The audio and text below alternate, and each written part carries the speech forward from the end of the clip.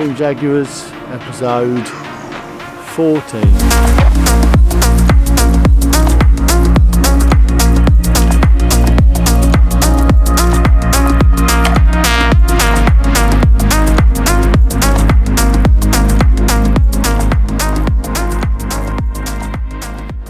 So we came out this morning trying to shoot in some decent light. It's been pissing down with rain for a week, and we are completely uninspired. But we will put an episode together. What are we going to talk about? We're looking for mushrooms. We were going to do a video on mushroom mycelium intelligence. Fantastic fungi. That was going to be the emphasis, but we didn't find any because it's still been very warm in the UK, and now it's pissed with rain. And we haven't got any fungi. Well, there's a few bits and bobs. Nothing special.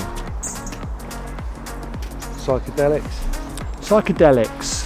What are they? Psilocybin. Are they gateways to other dimensions?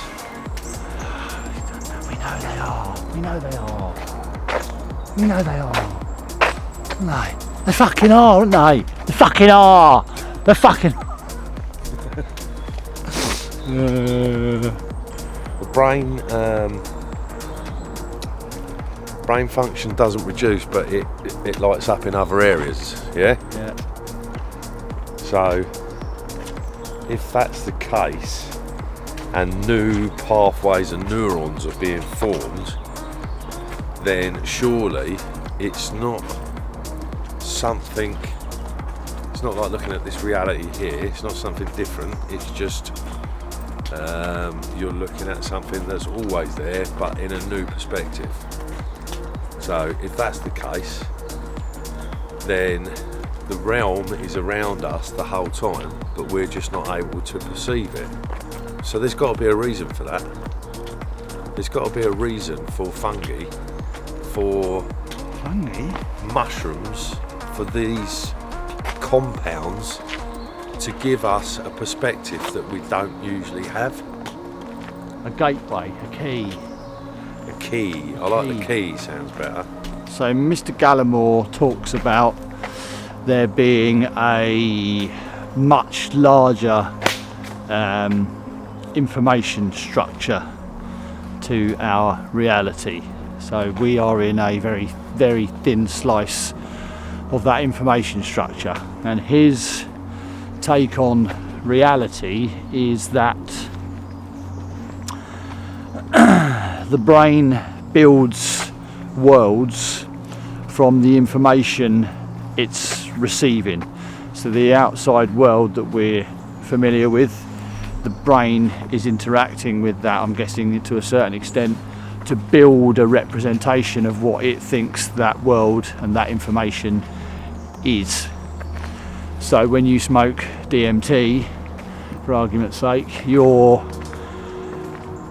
brain is receiving information from an outside stimulus, i.e. the DMT reality, and it's able to build a representation of what it thinks that information is.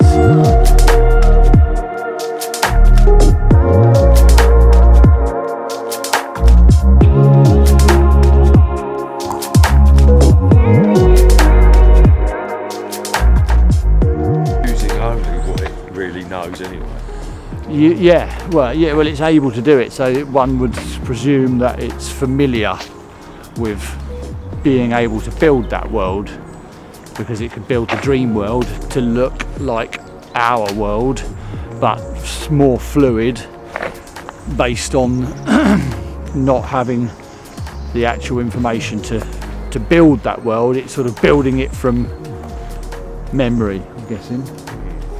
Anyway, so the mushroom, so the psilocybin mushroom growing in nature, giving us the ability to perceive these realities, and DMT in nature, giving us the ability to have a complete and utter reality switch. What does that mean? Is it there for us to find so that we can get a better handle on our reality, or is it just by chance? Just by chance. Justin, what do you think? Random set of circumstances bring together a formula and compound within a not plant or animal type creature that allow us the ability to perceive new realities around us. Yeah. Is that pure chance? No. And a psilocybin, the compound that actually gets you to that place is very similar to the DMT compound, isn't it? It's almost identical. I think it's just a couple of still, oxygen or nitrogen or whatever it is, particles different. Yeah, it's dimethyl. The last part of the name eludes me, but dimethyltryptamine is within the name of psilocybin mushrooms. Right. So what is that? What is the purpose of that? Is it there to teach us? If we're going to talk about fungi, if we're going to talk about what it does in nature, it's like if there is fungi there right now, there will be the mycelium. Is that correct? Yeah. Underneath all of these trees here, and it will be spreading the nutrients between them, especially in the forest over there or the woods that we've got. It does so much in nature to replenish soil and or break down chemical compounds that shouldn't be there. It's something that is of massive benefit, not just to humanity, to all plant life. Aside from it helping the planet, we're now discovering that it helps human beings in many different ways. Aside from that avenue, which is what people have always identified with these psychedelics, that it is a recreational drug that, you know, wasters just use for fun. But it's much more than that, isn't it? The psychedelics, whatever, the DMT, the psilocybin, you know, the LSDs, they give us so much more than just a good time partying, which is what people have used them for. They give us insight, they give us knowledge, they help heal us when we are having mental difficulties. We love the mushroom. They help the planet. So there's much more to it than we can possibly ever imagine, really, and we're still finding out about now. So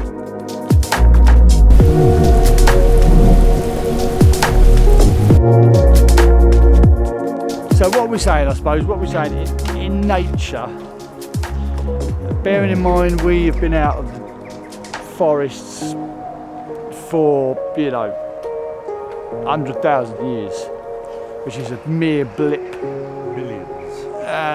in the lifetime of the planet, let alone the universe. It's just a wink. So in the last 200 years, we have made massive leaps in technology, and obviously we are where we are right now, facing the destruction of the planet pretty much, or ourselves, or moving on to something much bigger and greater. So this plant life, mushrooms and the DMT molecule that has been built into nature, is it there for us to have found and to use to heal this rift between us and the planet, or is it just per chance?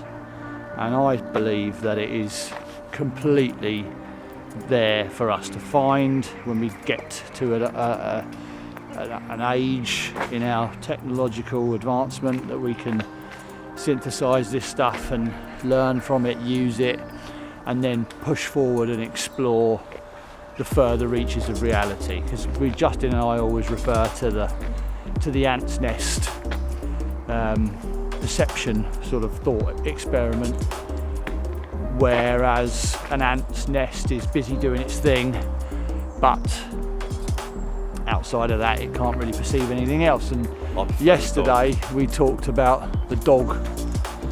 We pushed it forward to the dog, and the dog is aware of its environment. The dog, quite intelligent creature. I thought it was a body rolled up there in a fucking bag.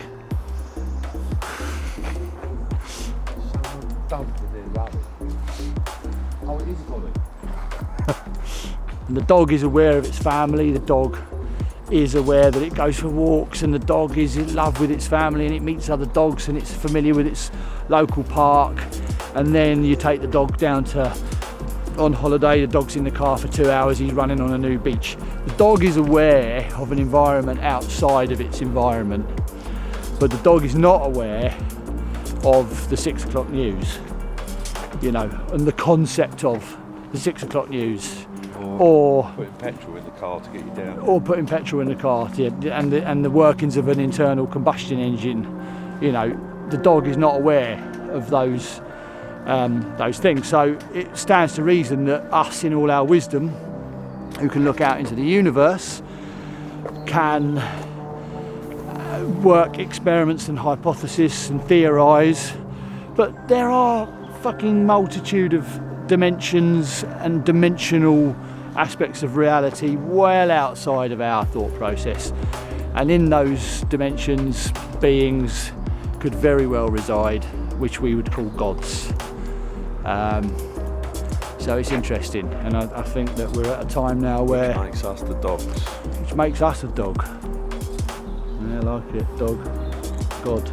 the god dog. Hey, the god dog. The god dog. Yeah. So yeah, I do believe that these compounds are But that's faith, here. isn't it? I do have faith in that. Mother Nature. Mother Nature. My faith is in Mother Nature. I suppose that's a better belief for me than spirituality. But also, mate, what you've got to think about is we are we are nature. nature. It's not us and Mother Nature. We are nature. We are the fruits of nature. As Alan Watts said, the planet As peoples.